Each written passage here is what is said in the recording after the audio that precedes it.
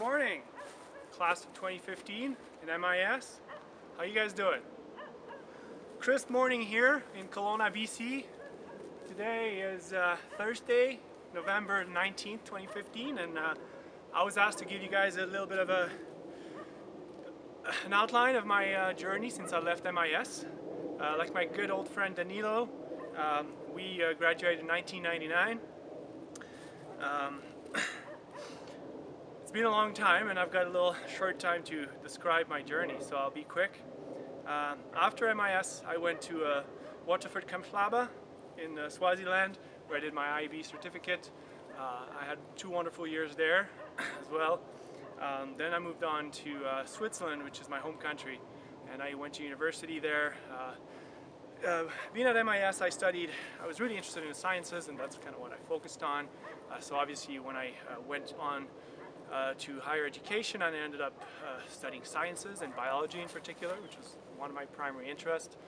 I ended up getting a Bachelor of Science in Botany in 2005 from the University of Lausanne, and I really enjoy that place. It's also my place of birth. So I stayed there another couple of years and worked on a master's where I studied olive trees and giant hogweeds, which are both invasive plants. And so really, focusing on the human impact on our planet, really, and invasive plants is one of them.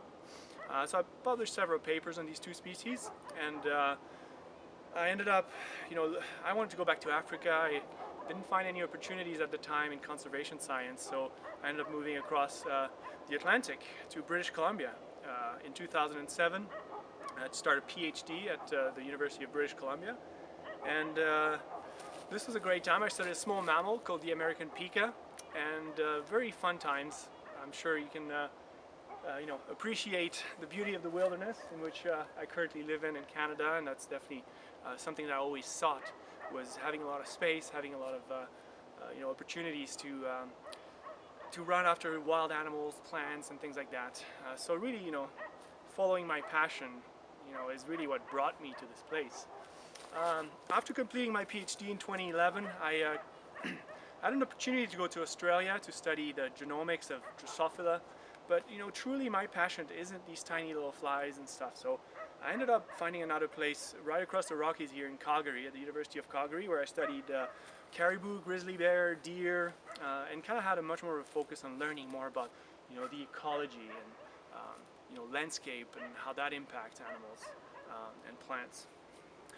Shortly thereafter, actually, I applied for a job to be an assistant professor, and I got the job, and I moved again across the Rockies to northern British Columbia this time, to Prince George, and I was a professor there for 3 years, and I still am a professor there. I'm currently adjunct, and I currently also am a lecturer at the University of British Columbia here in Kelowna, where I teach molecular genetics.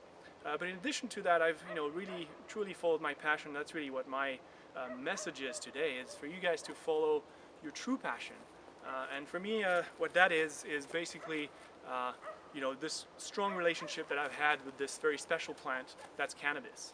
And I started a startup company here in British Columbia named 420 Genomics, and I've been working on this project for about a couple of years now, where we're trying to really understand the genetics of hemp and cannabis in general, where it came from, and also how our own genetics, the human genome, how that influences basically the way that we react to potential psychoactive or therapeutic benefits that we will learn a lot about in the future, I'm sure.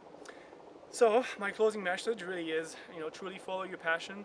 And like Danilo says, we all have plans and dreams, and when you walk out into the big world, there's so many opportunities that come up your way that sometimes you really have to make tough choices. And when you look back, if I look back, I can't say that I regret making any of the choices I have made. So best of luck to all of you in the big wide world, and I truly hope that you can bring the MIS legacy and to the world and keep moving forward.